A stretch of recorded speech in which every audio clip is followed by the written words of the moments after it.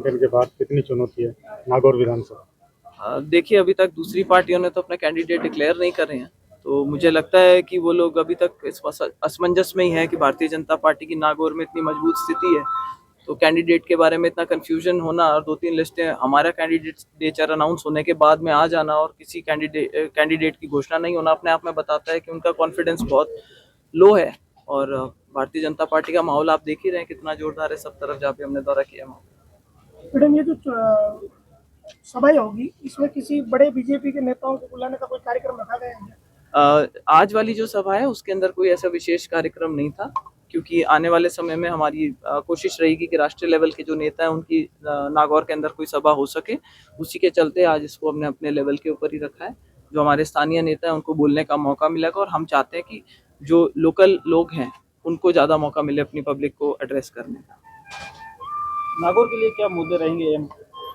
देखिए, दो अलग अलग क्षेत्रों में जैसे मान सकते हैं हम बटी हुई है हमारी जो कॉन्स्टिट्यूंसी है, कुछ अर्बन एरिया है, शहरी है, कुछ ग्रामीण एरिया है। तो जो शहरी एरिया की जो सबसे बड़ी समस्याएं जो हमारे सामने आ रही हैं वो आती हैं कि एक तो अस्पताल का मुद्दा है, जहाँ पे थोड़ा शहर से बाहर पड़ता है, तो लोगों की एक मंशा है कि जो सैटेलाइट हॉस्पिटल है या एक आउटडोर जो है जो पुरानी बिल्डिंग थी उसमें शुरू हो सके। ये मेरे लिए एक प्रायोरिटी रहेगी।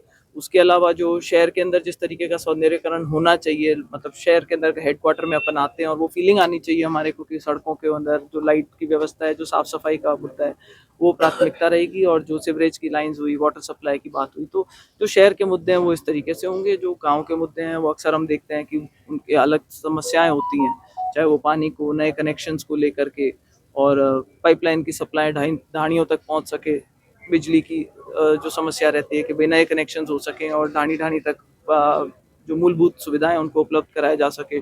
स्कूलों के अंदर मास्टर होने चाहिए, अस्पतालों में सब सेंटर्स के अंदर डॉक्टर्स होने चाहिए।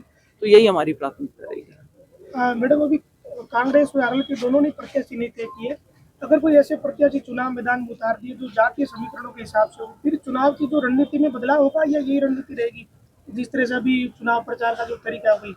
देखिए, चुनाव प्रचार हमेशा डायनेमिक होता है और हमेशा जो भी आप स्ट्रैटेजी बनाते हो या कोई भी कैंडिडेट बनाता है वो अपने सामने वाले जो प्रतिद्वंदी होते हैं उनको देख करके स्ट्रैटेजी बनाई जाती है। भारतीय जनता पार्टी ने अपना कैंडिडेचर घोषित कर रखा है हमारा।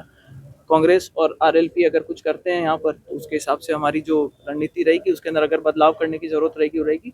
हमारी प्राथमिकता ये है कि ज़्यादा से ज़्यादा लोगों से आपस में जाकर के और मतलब मिल सकें, सभाएं कर सकें, चाहे ग्रामीण क्षेत्र हो चाहे शहरी क्षेत्र हो।